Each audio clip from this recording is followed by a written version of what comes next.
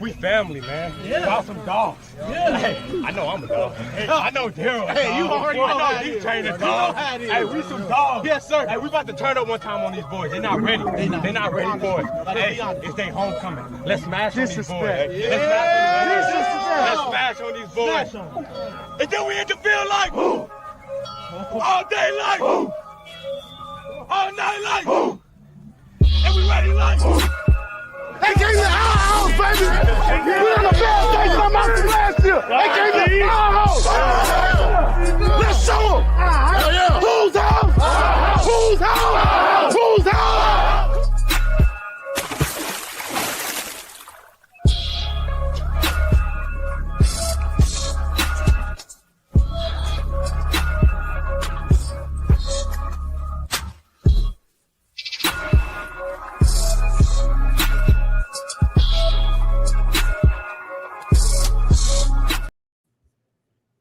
Another week, another chance to talk to the head coach of the Glenn varsity football team, Tommy Green. Coach, how are you this evening?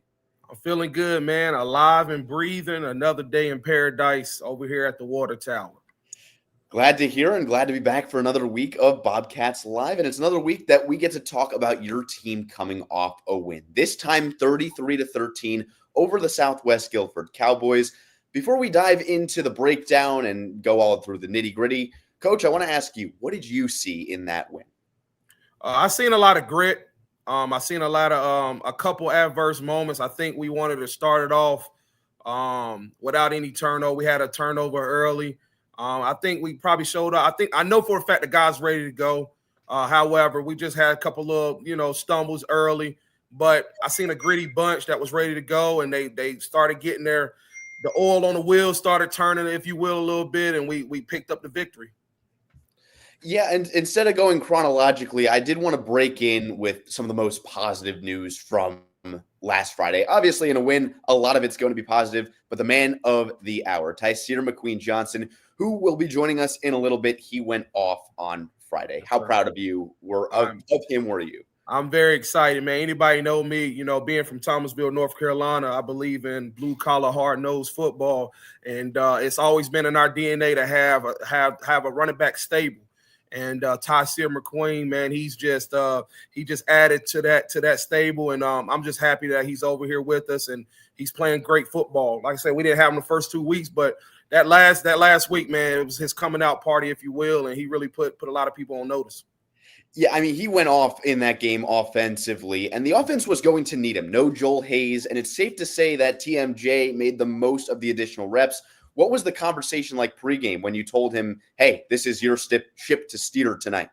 He understood it. I think all week we kind of toyed with the idea Joel wasn't 100%, and so he already understood that, hey, I'm going to have to be the leading horse, and so he did a good job. He embraced it all week, and Brady Robinson also helped him out of carrying the load, if you will, and making sure he's comfortable. But, yeah, Ty'sire he was comfortable and he was ready to go. He knew what he had to do. He knew he was going to be the leading horse for the week. Yeah, Brady Robinson, like you said, not the most star-studded stats this week, but he had a very consistent game, and that's all you can ask for from a QB. Isn't that right? Absolutely. Anytime you go over, I think he was over 50, close 50 to 60% in pass completions. He was over 150 in the air. Also had a touchdown pass. He had 2 rushing touchdowns. And so just taking what the defense give you. But again, we wanted to make sure Ty'sire, we've seen some things that we like in the running game. We make sure he gets going early. And so Brady understood that like a team player. And we made sure Ty'sire was the leading guy. He certainly was. 225 yards, a pair of touchdowns. And I got to ask you, Coach, I feel like sometimes coaches know before the game who's going to have a big day. Was the writing on the wall for McQueen-Johnson before that game got started? Oh, yeah. I mean, like I said, the offensive line, as we talked about last week, my offensive line has been doing a good job of just, leaning on guys and being physical at the point of contact. And so just having Ty'sire and understanding the way that he would like to run the football, being north and south, trying to run guys over, just got that little wiggle. I'm sure the running back coach, Coach Rogers, is going to talk about. But, yeah, I think we all knew that the running game was going to be there. And so Ty'sire was just going to prove that he can get it done. Ty'sire, and of course, like you mentioned, Coach Roger will be joining us in a little bit. 225 yards, a pair of touchdowns for McQueen-Johnson in the 33-13 win over Southwest. But, Coach, you guys actually started down in the game, surrendering the first points of the game after Southwest scored on the short field after a muffed punt. Talk to me about the message going into that second drive, technically, after going down an early 6-0. Yeah, just settle down. Again, kids was just ready to go. We was trying to, prove that, get another win underneath our belt. And so they wanted it bad. They was ready to go. It's just a matter of just settling down and playing football. And that happens sometimes. And so, I mean, like I said, they scored right away after the muff punt. And that's fine. Our guys were still locked in and they still believed we was going to get it done, which it still showed. But yeah, it's just a matter of settling down and let the game come to you. Yeah, and you guys started on offense, and you could really tell that your guys were ready to go, strung together a couple of really nice plays, but ultimately lost the football on a fumble late in the drive. I'm not going to talk about the fumble. I want to hear what you have to say about your defense getting back on the field impromptu and shutting down that Southwest offense. That must have been really impressive. That's big because anytime, it's a turnover in a game, many offenses would like to remain aggressive and take shots and see if we can put points on the board. And so for the defense to go out there after that turnover, that fumble, to go out there and do a 3-and-out, that's everything to me. As you and I talked about last week, no explosive plays, make them earn everything, see if we can get them to punt the ball. They did just that. And so I'm excited for those. I'm happy for those guys, the defensive guys, being able to do 3-and-out and then try to get us the ball back. Yeah, and talking about those explosive plays, from my memory, there was only really that one, and it was later in the fourth quarter, correct? Correct. And, I mean, that's got to put a smile on your face for 3 quarters to hold the offense that tight. 3 quarters. I mean, like I said, mistakes are going to happen, and so you just don't want too many of those. You don't want one each quarter. So to have it late in the game, that's completely fine. That's going to happen. Of course. Let's stay on the topic on defense for a little bit. Mike Fanning and I were on the call this past Friday, and we made it an abnormally long time or a long while before we mentioned the name Isaiah Buford in the pregame. But we wasted no time mentioning number 0's name when the ball got snapped. It's not listed on Max Preps, unfortunately, but I feel like Buford was within 2 yards of every single play on defense. Just talk to me about what he brings to the table. Just the complete leadership, the smarts to get guys in the right position. Like I said, he's been doing this now for 4 years, so the game is slowing down for him. The big thing for him now is the gentleman that's around him, they have more experience. And so unfortunately, he don't like to hear this, but those tackle numbers going to go down a little bit because the defensive line is playing a lot better. He has a co-partner right beside him, Garrett Wilson, who missed his complete junior year. This is his senior year. He's going to be a starter inside linebacker for us last year. He's back. And so Isaiah's going to be right in position where he needs to be, but which is a good thing. The gentleman around him is so much better than we have been last year that, he's just got to be within distance to make plays. But it's okay to have the guys around you to help you out. I was going to say, sure, the tackle numbers don't look as impressive, but I bet the only thing on his mind and all 11 guys on defense is keeping a goose egg on the scoreboard. Yes. He's not really stat driven, man. Isaiah just want us to win, and he want us to play lights out on defense. He don't really care about the credit aspect. He understands, because listen, at the end of the day, Isaiah Buford been doing numbers for the last 2 years, so we know he can do those type of numbers. I just want the supporting guys around him to be better and elevate them, and that's what he's shown this year. Yeah, and how easy is it or how much easier does it make it for you as a head coach to know you've got a guy buying into that system, this team ball mentality? Hey, it's not just about me. It's about the other 10 guys I'm out there with. Yeah, it's everything, because it's going to take – that's one of our core values, which is teamwork. I need you and you need me. It's going to take all of us to get it done. So our guys been fed that the whole summer, that's one of our 3 core values. And so teamwork is one of those things. And so he understands it's not about him, and he's not that type of guy. It's not in his DNA. And so he's doing just what he's supposed to do in regards to being a leader and making sure everybody else around him is playing to that level. Yeah, and that all for one for all, that band of brothers mentality just goes hand in hand with your 11 hats to the football every play. I know Buford's a guy who would do it, and I know there's a lot of guys on this defensive side who will do it, and I'm sure that makes you smile. Yes, absolutely. And Coach Alexander, the DC, does a good job, and so we love on those guys, and we just tell them, man, fly around, 11 hats, baby. Staying on the defensive side of the ball, but let's move a little bit later into the game. A game that was at one point a 6-point contest until midway through the fourth quarter. But that's when Terrence Daniel really came alive. Talk to me about his presence down the stretch for your team. Man, he's playing good, man. He's starting to figure it out. This is his first full year on varsity. So, yeah, he's doing a good job. I think he was responsible for we had 9 total tackles for loss. We had 5 sacks, 1 interception. I think Terrence Daniel maybe had 3 of those tackles for loss and maybe 1 of those sacks, maybe 2 of them. I'm not so sure. And so he's playing unbelievable right now. And so he's playing a big part of that defensive line up front. There was one drive, I can't remember if it was the drive after that lengthy touchdown, which we'll break down in a second, or the drive after, but it just seemed like every single play he was in the backfield, nose to the football every time. Yep, just reading his keys. That's that film work that we talk about. Understanding if the offensive lineman block like this is my counter move of how I can get to the backfield. If you want to take that away, let me go back to my original move.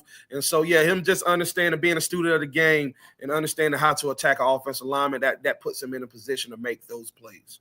And that's got to impress you. You said his first full season on varsity. Seems like he's adjusted really well.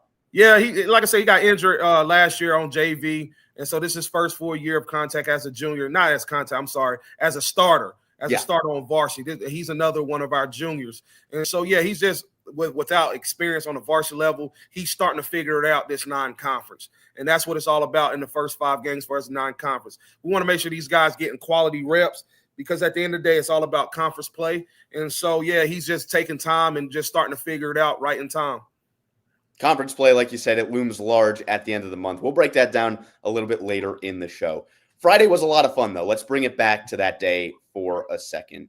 Middle of the fourth quarter, your offense is headed back onto the field, clinging to that 6-point lead. It was 19-13 at the time. After you see a 1-play touchdown from your opposition to make it that 1-score game, let's take it from the very top. After they score that touchdown, what's the message in your guys' huddle? What's in your head?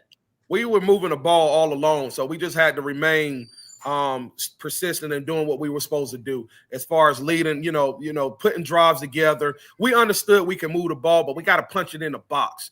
And so that's what we were trying to do, is just put a drive together. But it was clear to the guys on the headset that I was telling them, hey, we need to we got to get the defense some rest. We got to let these guys rest up. But more than likely, we got to put a drive together and score.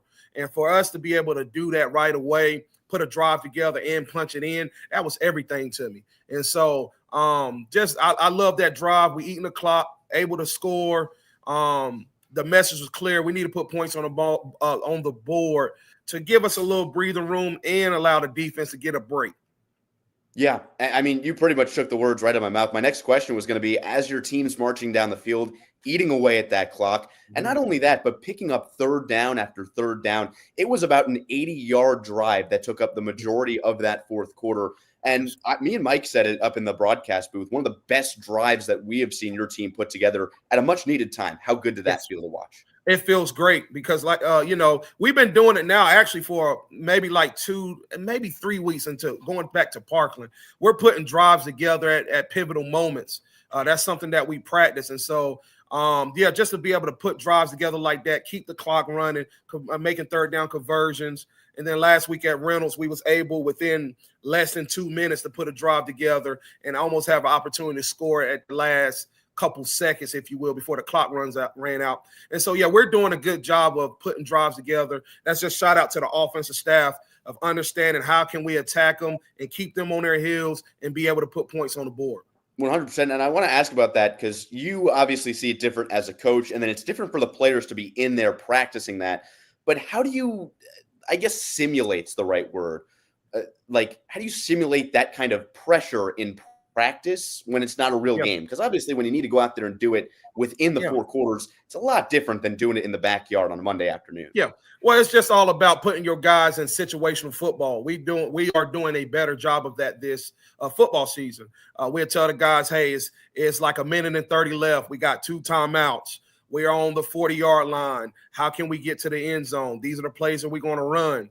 Based off of coverage and front alignment, this is how we want to attack them. Can we get out of bounds? Brady understands when is it time for me to spike the ball, when is it time for me to burn a timeout. So everything starts in practice. It's all about putting your kids in different situations, whether it be goal line, red zone, ball on the 20 or on the 10 rather. fourth and third and short, it's no different than 2 minutes. It's just you try to emulate that as best as you can in practice, and your kids are completely comfortable with it when it's game time. And so that's just, again, all about preparation, which is our staff is just doing a good job of myself putting it on the practice schedule, and then the coaches actually putting it together in practice. You mentioned the red zone. You mentioned the 10-yard line. Let's go back to that drive one last time. Your team capped it off with a 4-yard touchdown run, but by who else? Ty'sire McQueen-Johnson. Yeah. That moment on the sideline, just seeing the 80-yard drive culminate in 6. Walk me through.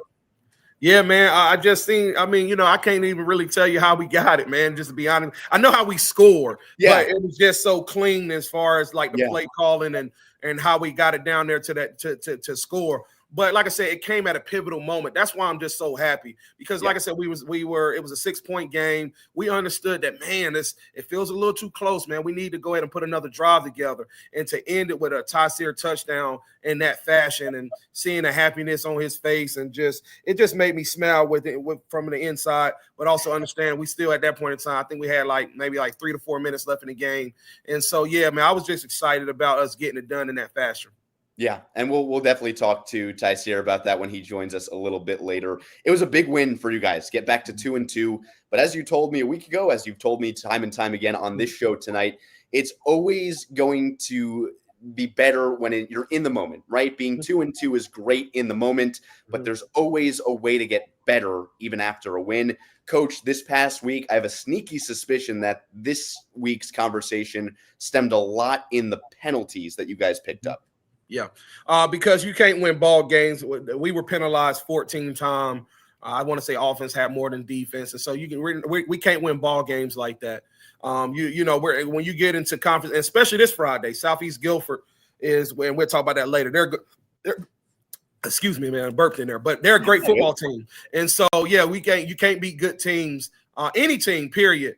That many penalties and think you're going to get away with it. And so we got to clean that up. And I would assume the guys going to clean it up, because practice, they felt it. They felt it this week. And so that's something that we got to clean up, and we will clean up. And you know who I want to blame? I want to blame Mike Fanningen, man. Hey, let's blame it on him. That was a theme last year. Early on, we played Leffer and these other teams when he was in your position. And I used to have all these penalties, and the one game he comes back, we have 14. I hope he's listening, man. And comment to me, send me a text, man. But no, we just can't do that, man. And the guys will get better for it. And I just tip my hat to our guys, because they just were playing hard, and sometimes it's just not going to go your way. And some things you look on film like, that's not really holding, but neither near or there. We gotta let guys go, and that's primarily on the offensive lineman. We're trying to lean on guys. We're trying to finish guys, and sometimes it just depends on. That's how the call goes. Let's end the segment, or this first segment, on a high note, Coach. You said last week that you're most impressed with how your team showed up for all 4 quarters against Parkland. It goes without saying that in a game that was as close as 6 in the final quarter, that you guys and your guys came to finish the job. How good does it feel to see that, that thought process, that idea of playing to the final whistle, seeing it get put into practice so quickly for your team? Yes, and our kids just got to understand that was the word of the week last week. To finish, we don't want to let games slip through our fingertips, and so that's another thing that your kids just have to go through. A loss is not a loss; it's a learned lesson. And so, believe it or not, I'm kind of glad that loss happened 2 weeks ago, because I hammered listen, fellas, you gotta, we gotta keep our foot on people's necks. We can't let people slip through the cracks. And so Parkland, and then to this week, just understanding that it takes 4 quarters to get it done. Those are all teachable moments that you want your team to learn. And so from that standpoint, I'm very happy that they're listening to me, and it's starting to sink into their minds of how to play 4 quarters of football in order to get a victory. That's the head coach of the Glenn Bobcats, Coach Green. Thank you so much for taking the time. We'll speak to you a little bit later in the show. Let's get our guests involved on a Tuesday evening. No shock, it's 2 guys on the running back or in the running back room. Let's start with the running back coach himself. Coach Roger joins us next on Bobcats Live.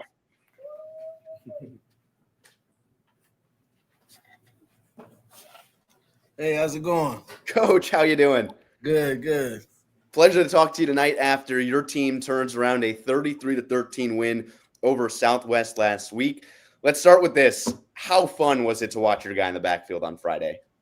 It was pretty awesome, man. I used to play a lot of video games, and when I sit there and watch him run the ball last Friday, I felt like I had a controller, and he was running the ball exactly how I would have had that video game run the ball. Who was your go-to back when you were playing Madden back in the day? Oh, man, back in the day, depends on who I was playing with. I used to play with the Ravens a lot back then. Jamal Lewis. Okay. One of the backs I used to love. Okay. How would you describe Ty'sire's game in terms if you were to compare it to an NFL player? Because you said you got the controller in your hand. Who would you compare it to? That's a tough question. I'll tell you this. He's a guy that you're going to give him the ball and he's going to do exactly what you ask him to do. Whatever you practice, however you told him this play is going to work, that's exactly what he's going to do out there. He makes the right cut. He runs through people when he needs to run through people. He makes people miss when he needs them to miss. So I really love coaching this guy. Yeah. And I asked Coach Green a little bit ago, but it seemed like no Hayes was kind of the mindset throughout last week. How was that conversation with Ty'sire throughout the week that, hey, this is your ship on Friday? Pretty much just he was getting the reps. I was telling him to be prepared for a big load. And then, right before the game, I came up to him and I said, hey, this is your show tonight. This is your show. Make the most of it. 2 TDs, 225 yards. I think that's pretty much making the most of it. Absolutely. Those numbers and the numbers that I talked to Coach about, there's a lot to love there, but it seems like he's a guy, like you said, you put the weight on his shoulders, he'll carry it no matter what. How do you teach that to a guy? I think just having him prepared to play. From the moment he got here to Glenn, he's been a very coachable guy. If he makes a mistake in practice, he's ready to correct it. The next time he has that rep, that mistake is not there anymore. So that's the type of guy you want to coach, someone that's very coachable and someone who learns from mistakes or strives to get better every day. 2 notes I have from just that one little snippet. Very coachable as a junior. What does that say about his knowledge of the game of football? He loves the game of football. You can tell by how he plays. He picks up on things very quickly, and he's not afraid that when he sees something, he'll come to you and let you know whether it's a concern or whether it's something he feels that may work a little differently for him.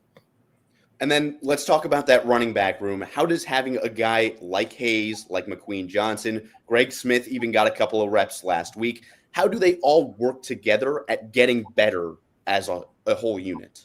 Oh, they push each other hard every single day. When we have our indie period, they're on each other. Like, hey, that's a bad cut. Hey, you got to fix that. And that's what you want. They're like a team of brothers. They're not trying to outshine the other one. They want all three to be as good as they can possibly be.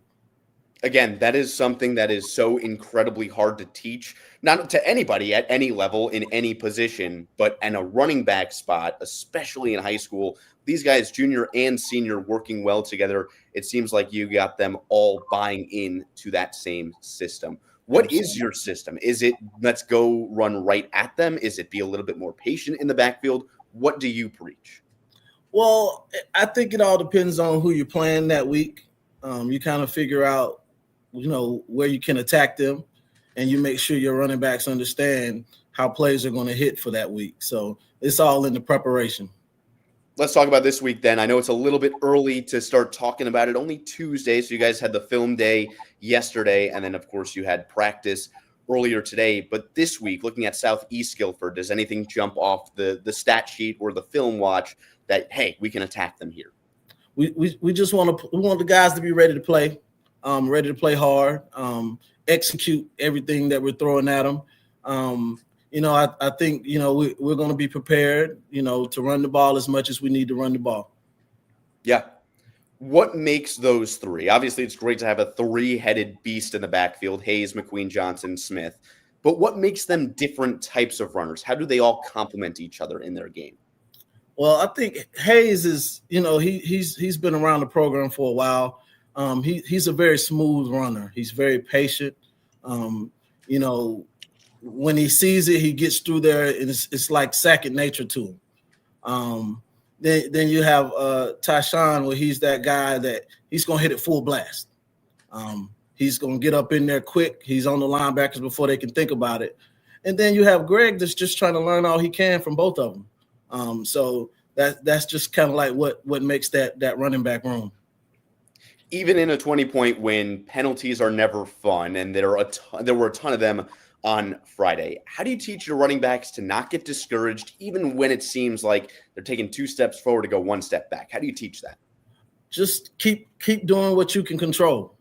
You can control how you run the ball. You can control the plays that you're trying to make. Just stick to the script.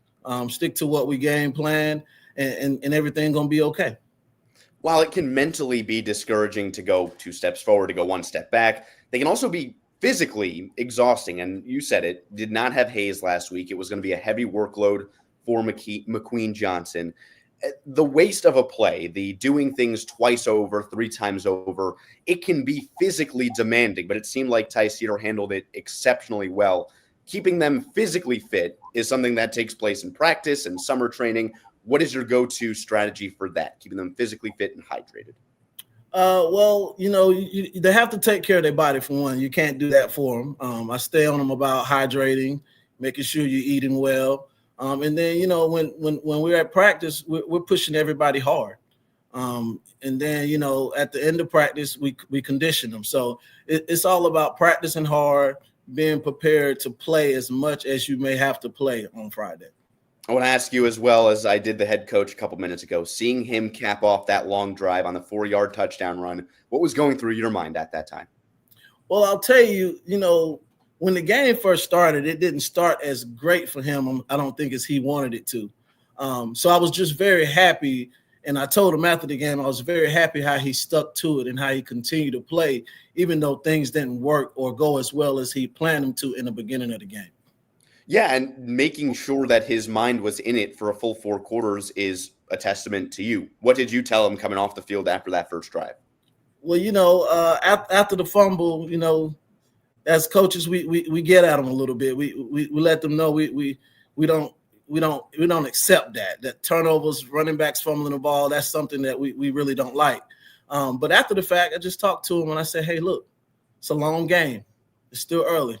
You know what? You know how hard you worked this week. Just continue to play. And at the time, it certainly was early. That's the running back coach, Coach Roger. Thank you for joining us this week on Bobcats Live. Before we send you away, what's the message to your team for this week coming up? How do you repeat that 225 and 2 TDs from the running back room? Oh, man. Hard-nosed football. Continue to play hard. Continue to execute and do your assignments, and everything else will work out in the end. Sounds like a plan to me. Coach, let's bring in the man we've been talking about all night long. Ty'sire McQueen-Johnson awaits in the wings. He joins us next. How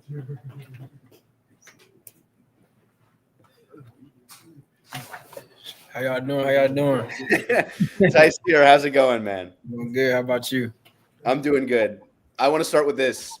How fun was Friday? Man, I had the jitters at first. You know, it's my first start coming back, you know, splitting the ball. I had the jitters at first, but, you know, after I got everything rolling, you know, everyone come to support me, you know, I feel like it was great. That was it. I felt good. And it's hard not to see why. 225 yards, 2 touchdowns. Everything seemed to be working for you. Would you say that's the best game of your high school career so far? I'll say for right now, yeah. But, like, throughout the season, you know, I'm a step harder, you know, come better every time. Love that answer. Love that answer. I mean, it's incredible to me that you're only a junior, and then it's your first year here at Glenn. Just talk to me your journey through this game of football. What have you learned so far this season under Coach Green? A lot of patience, you know, especially, you know, throughout the whole season. He talks about the process a lot and not off results, you know. We like to take things 1 step at a time, 1% every day. So that's all. Yeah. Yeah. I can certainly see it's been paying off. What was working on Friday night specifically? Because like we just talked about, it seemed like everything was working for you guys in the backfield. And at times there were penalties, right? But you guys shook them off with no problem. Specifically, though, what did you find on Friday that was working? I feel like the inside run was pretty much there the whole time. You know, they called it out as they should. You know, the defense is also always me, you know, being a defense player as well. You're going to call out things that you're seeing that's repetitive, but, you know, they couldn't stop it, you know, 33-13. It worked perfectly fine how we wanted it to do. 2 TDs for you, but I want to touch on that last one, the game ender in the 4th. I saw you after you scored that one. You were fired up. What was going through your mind? How good did that feel to hit pay dirt? You know, 2 touchdowns, you know.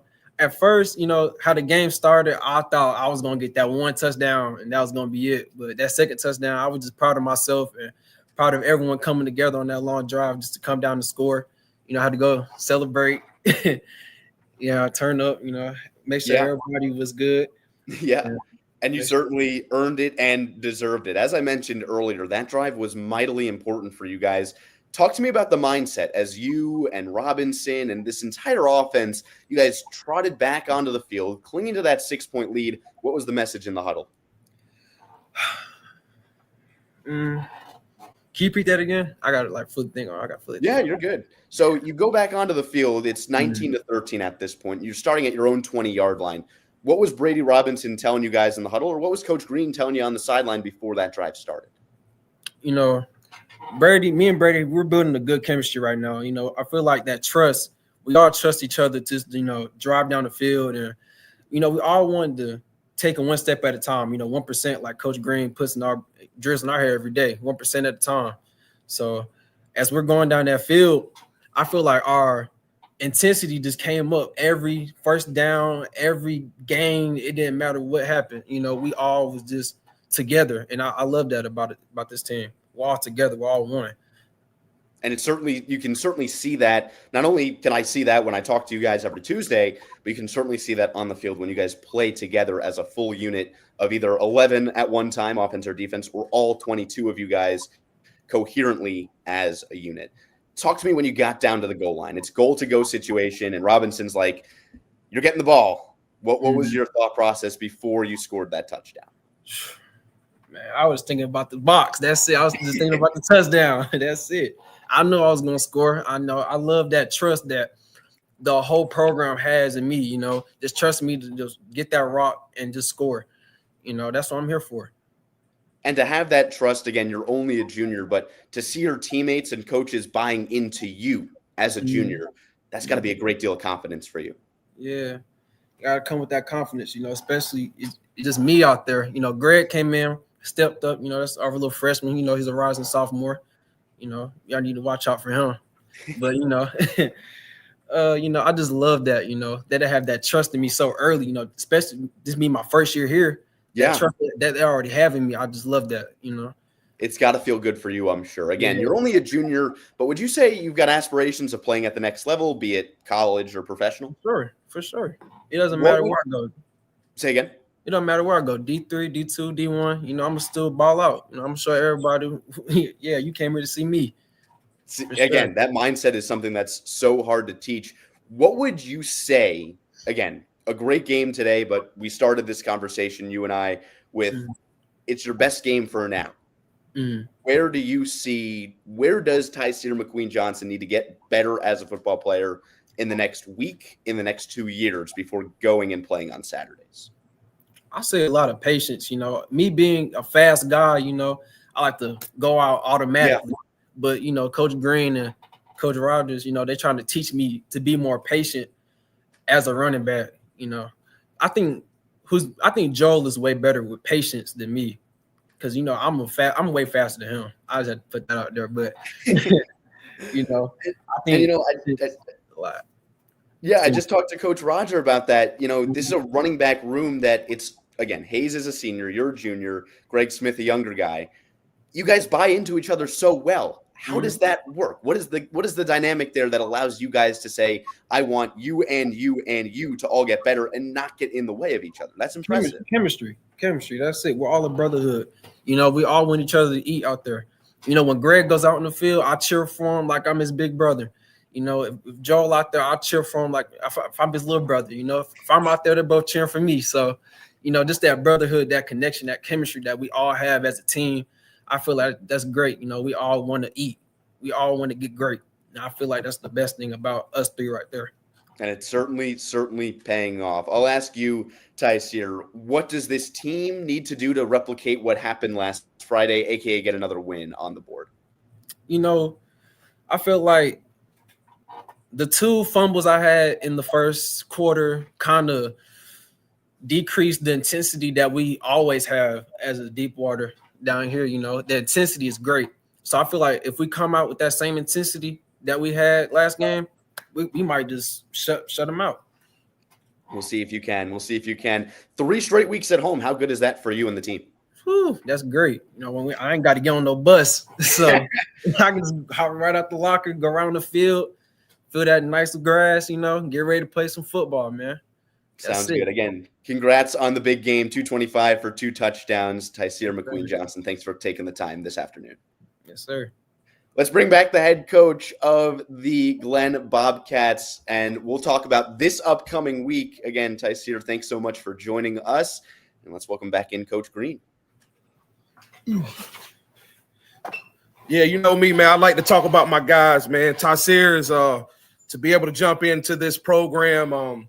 What I'm learning from him is looking at his GPA and all that good stuff. He's a student also on the academic side.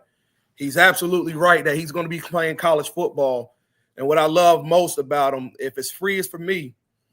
In today's society, a lot of times kids get caught up in, I have to play at a certain level, and that's the wrong mentality, especially in today's era of, you know, college coaches can be a little more picky with the portal.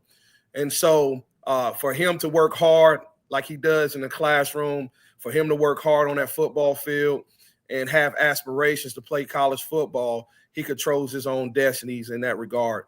And so if it's free for me, that's the mentality that I tell my parents, man. And so I don't care about the level. I want him to have a degree, and I want him to have an opportunity to play some college football.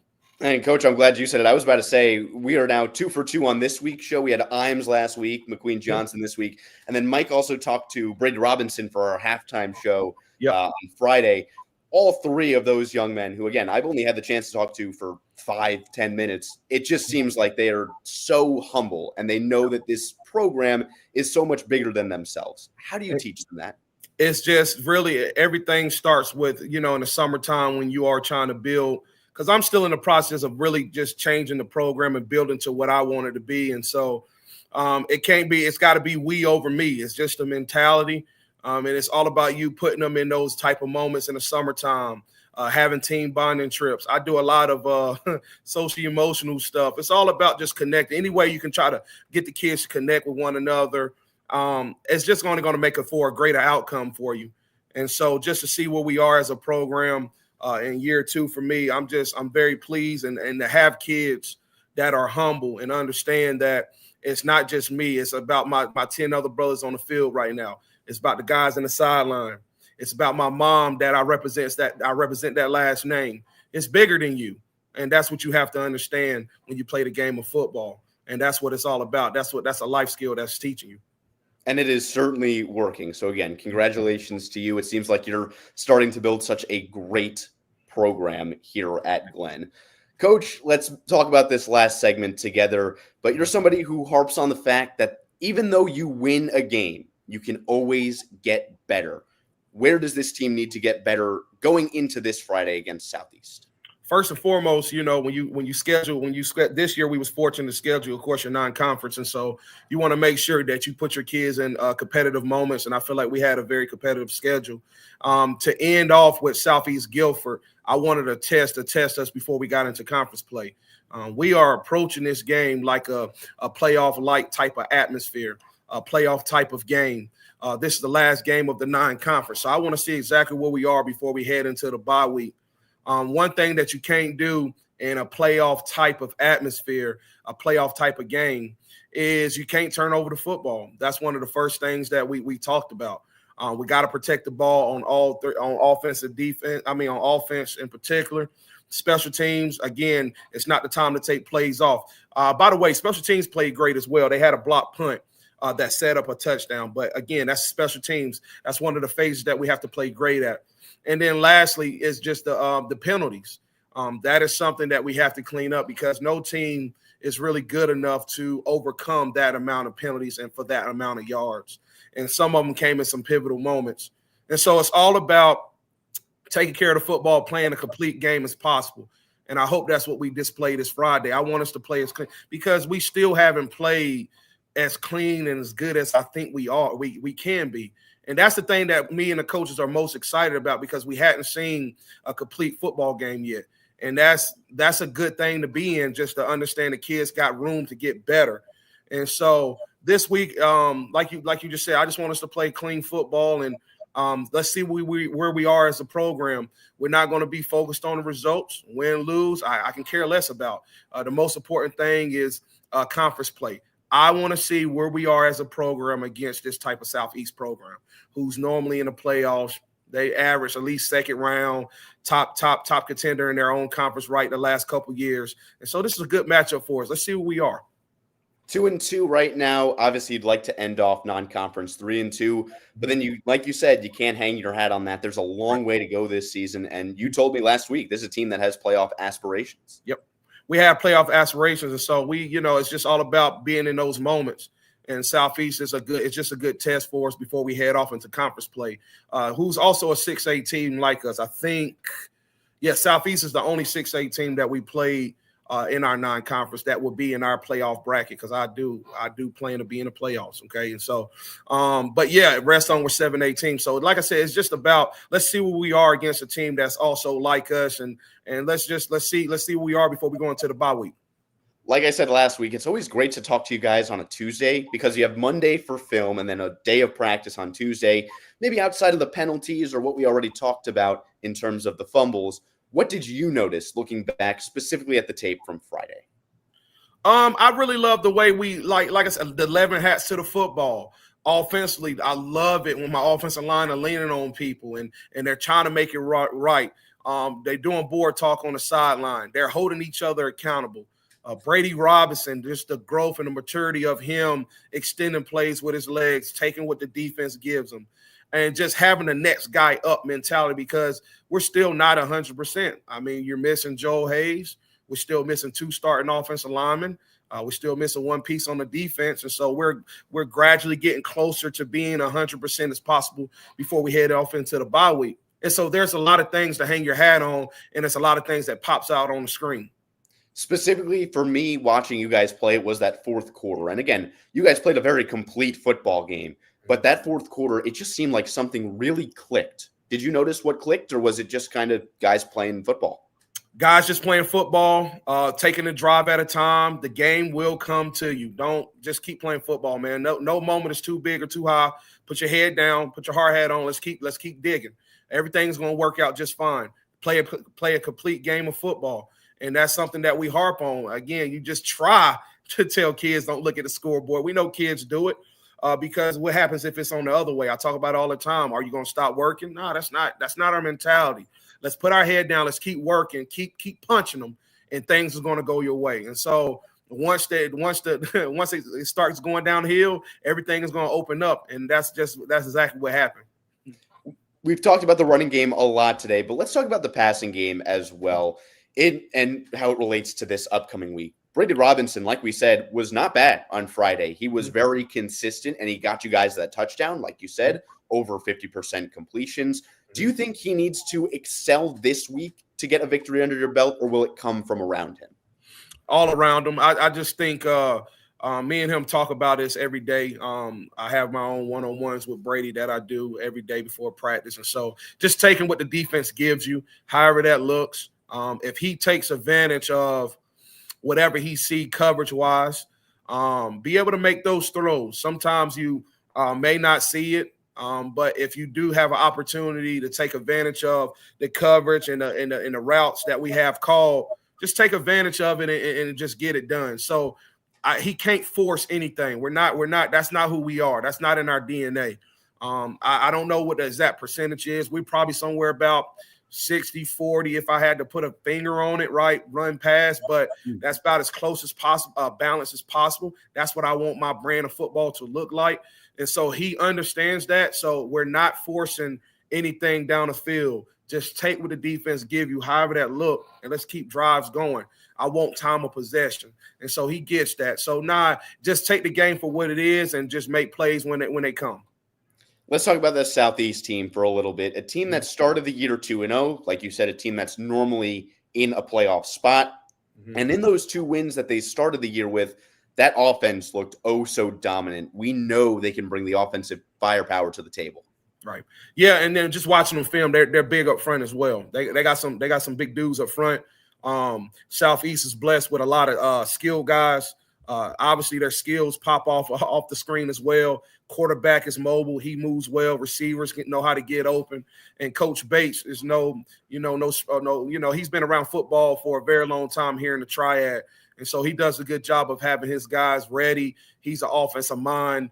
So offensively, they are very explosive, and it's just a testament to Coach Bates and what he runs, and also his offensive personnel, because it looks good. They started 2-0, but the last 2 weeks they were on the wrong side of football games, including the most recent one, which was a really tight heartbreaker, 19-14 against Reynolds. I think you and I both know that they're going to be hungry for revenge. They're going to be hungry for payback. It was much like the story last week, but setting the tone has got to be job number 1 for your team. Got to set the tone. Everything starts with, hey, you're gonna either kick us the ball or we're gonna kick it off to you. It's all about spotting the ball. That's our mentality, and so we're gonna be just as hungry. Make no mistake about it. I want to end this week if we can. The goal is to be 1-0 and be better. But at the end of the day, if we give our all, I can live with the result, whatever the result is. And so it's just about matching their intensity and coming ready to play. This is also their last non-conference game, so they're also much like us, probably thinking like, this is a test for them, just in the sense of, do we need to change personnel? Do we need to move guys around? What did we do well this non-conference? And so for both coaching staffs, it's all about just figuring out who we are as a team before we go into conference play. And so those guys will be ready to play, but trust me, we'll be ready to play as well. And much like we wrapped up last week, I'll ask you straight up, what are your 3 keys to success, the 3 keys to see your team get another W this week? Much like that I already talked about, you can't win games turning over the football. Try our very best to protect the football as much as possible. Special teams, we got to be clean. Let's not give up. Let's not give up any big plays. Let's do your assignment. And then defense, alignment, just basic alignment kills maybe over 80% of plays that an offense can run. Am I in the correct position? So alignment and assignment. And once you know those 2 things, you're going to be fine. And again, we do have defensive backups. That's one thing, Glenn. You don't have to worry about it, Glenn. We will have defensive backups. I want 11 hats to the football. If you're tired, type your helmet. We get somebody else in there. But 11 guys to the football. And so with those 3 things, if we do that, we'll be just fine. But I want to see that blue collar type of way. I want to see a complete game as possible before we head off into the bye week, so I can figure out, where we are as a program before we go into conference play. That's the head coach of the Glenn Bobcats, Tommy Green. Coach, a pleasure to talk ball as always. I appreciate you, Max. Go Bobcats. Go Bobcats. We'll see if they can get another win on Friday. It would be 3 straight. That's going to do it for this week's edition of Bobcats Live. For Coach Green, Coach Roger, and Ty'sire McQueen-Johnson, and of course, Desmond Johnson, who sets up Tobacco Road Sports Radio. Big shout out to him, of course. My name is Max Wallace, saying so long, farewell. We'll talk to you next time from Glenn High School as they host Southeast Guilford on Friday at 7 p.m.